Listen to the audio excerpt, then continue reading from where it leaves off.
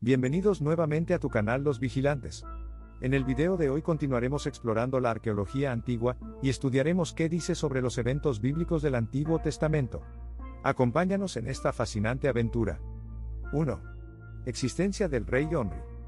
El rey Omri, mencionado en 1 de Reyes 16 del 21 al 28, es presentado en la Biblia como un monarca poderoso que estableció su capital en Samaria. La narrativa bíblica detalla su ascenso al poder y sus confrontaciones políticas, subrayando su importancia en la historia de Israel. La descripción de Omri en las Escrituras, aunque breve, ofrece una ventana a la complejidad del contexto político y social de la época. La piedra moabita, una evidencia arqueológica crucial. La piedra moabita, una estela del siglo IX a.C. encontrada en el territorio de Moab, proporciona una perspectiva adicional sobre Omri. Este artefacto, inscrito con un texto que celebra las victorias del rey Mesa de Moab sobre Israel, menciona a Omri y su dinastía, proporcionando un paralelismo intrigante con la narrativa bíblica. Paralelos entre la inscripción moabita y los textos bíblicos. La inscripción en la piedra moabita coincide sorprendentemente con los relatos bíblicos, especialmente con aquellos encontrados en 2 de Reyes 3, donde se narra el conflicto entre Israel y Moab. Esta correlación es significativa, ya que proporciona una validación externa de la existencia y el impacto político de Omri, más allá de los textos bíblicos. La importancia geográfica de Samaria. Bajo Omri, Samaria se convirtió en un centro político y cultural importante, como se describe en 1 de Reyes 16:24. La arqueología ha revelado que Samaria, la capital establecida por Omri, fue un centro urbano fortificado con una arquitectura impresionante. Esto refleja no solo la importancia de Omri como constructor, sino también el papel crucial de Samaria en la geopolítica del antiguo Cercano Oriente. 2. Existencia del rey Ezequías. Ezequías en la historia bíblica y cultural. El rey Ezequías, destacado en la Biblia, especialmente en libros como 2 de Reyes 18 y 19 y 2 de Crónicas 29 al 32, es reconocido como un monarca reformista y devoto que enfrentó desafíos monumentales, incluido el asedio del rey asirio Sennacherib. Su reinado, caracterizado por reformas religiosas y resistencia política, es un reflejo de la compleja interacción entre fe, cultura y poder en la historia de Judá. 2 de Reyes 18 del 5 al 7, estos versículos resaltan la devoción y la fe de Ezequías en Dios, estableciéndolo como un rey único en su fidelidad. Isaías, capítulos 36 y 37, estos capítulos describen el asedio de Sennacherib a Jerusalén, y la intervención divina que salvó la ciudad, destacando el papel de Ezequías en este evento crítico. Confirmación arqueológica de los anales de Sennacherib.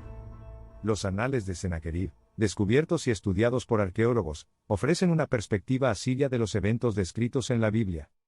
Aunque estos registros presentan una versión más triunfalista desde el punto de vista asirio, confirman la existencia de Ezequías y el asedio a Jerusalén, proporcionando un paralelo fascinante con los relatos bíblicos. La historia de Ezequías, así interpretada, se convierte en un testimonio poderoso de la resiliencia y la fe en tiempos de crisis, ofreciendo lecciones valiosas para la comprensión de nuestro pasado compartido. 3. Fiabilidad de 2 de Reyes y 2 de Crónicas. Construcción del túnel de Ezequías según las Escrituras. El túnel de Ezequías, mencionado en la Biblia en 2 Reyes las 20 y 20 y 2 Crónicas 32 2.30, es una manifestación palpable de la precisión histórica de las Escrituras. Este túnel, diseñado para garantizar el suministro de agua durante el asedio asirio, no solo refleja la habilidad técnica de la época, sino también el liderazgo estratégico de Ezequías. 2 Reyes las 20 y 20 menciona explícitamente la construcción del túnel y su propósito, lo que proporciona un marco histórico para su existencia. 2 Crónicas 32 2.30 detalla cómo Ezequías logró desviar el agua a la ciudad, subrayando su importancia para Jerusalén. Existencia actual del túnel y la inscripción en hebreo. El descubrimiento y la exploración del túnel de Ezequías confirman las descripciones bíblicas. La inscripción encontrada en el túnel es un testimonio directo de esta obra, narrando el encuentro de 2 equipos de excavación, un hecho que resuena con las narraciones bíblicas y demuestra la autenticidad del relato. Importancia cultural y tecnológica. El túnel no solo es una proeza de ingeniería, sino también un reflejo de la cultura y tecnología del periodo del primer templo en Israel. Representa la avanzada comprensión de la hidrología y la ingeniería en un contexto donde el agua era un recurso vital. Verificación arqueológica de la construcción del túnel. La verificación arqueológica del túnel de Ezequías a través de la inscripción y estudios geológicos fortalece la confianza en la exactitud de los relatos bíblicos. Estas evidencias arqueológicas no solo corroboran un evento histórico específico, sino que también brindan una visión más amplia de la sociedad, la religión y la vida cotidiana en la antigua Jerusalén. La construcción del túnel, dada su ubicación y propósito, revela la importancia estratégica de Jerusalén en la época. La decisión de Ezequías de construir este túnel no fue solo un logro técnico, sino también un acto de preservación y defensa de la ciudad. Todo lo anterior demuestra que las historias de la Biblia, respaldadas por evidencias arqueológicas y enriquecidas por la literatura hebrea y judía, ofrecen una visión multidimensional de la historia antigua, uniendo fe, historia y cultura de manera cohesiva e ilustrativa. 4.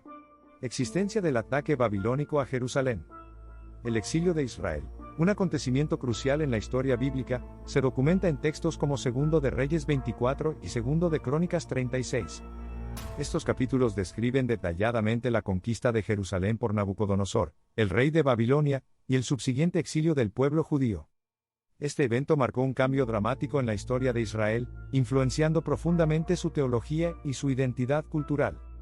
Jeremías 39 del 1 al 10 relata la captura de Jerusalén y la deportación de sus habitantes, resaltando la severidad del asedio babilónico. Lamentaciones 1 del 1 al 5 refleja el dolor y la desolación causados por la destrucción de Jerusalén y el exilio del pueblo judío. La crónica de Nabucodonosor como evidencia arqueológica. La crónica de Nabucodonosor es un artefacto arqueológico clave que proporciona una perspectiva histórica paralela a los relatos bíblicos. Este documento cuneiforme no solo confirma la existencia de Nabucodonosor y sus campañas militares, incluido el asedio de Jerusalén, sino que también ofrece detalles que enriquecen nuestra comprensión de los eventos bíblicos.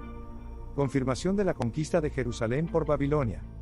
El asedio y la conquista de Jerusalén por Babilonia, un evento que cambió el curso de la historia judía, se confirma no solo a través de la narrativa bíblica, sino también mediante evidencias arqueológicas. El ataque babilónico a Jerusalén y el exilio del pueblo judío, respaldados por evidencia arqueológica y la narrativa bíblica, ilustran la capacidad de la arqueología para proporcionar una comprensión más rica de eventos bíblicos clave. 5. La confianza en Esdras y Nehemías.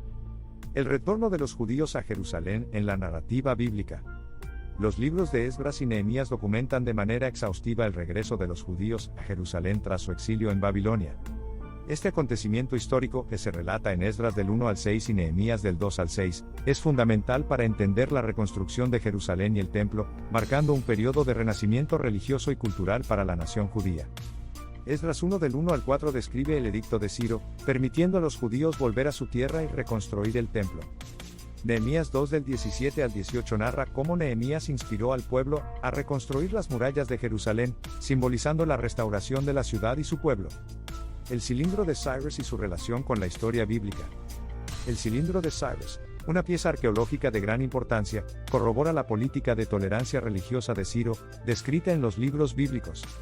Este artefacto coincide con la narrativa de Esdras sobre cómo Ciro permitió a los judíos regresar y reconstruir su templo, proporcionando una evidencia tangible de la veracidad de estos relatos.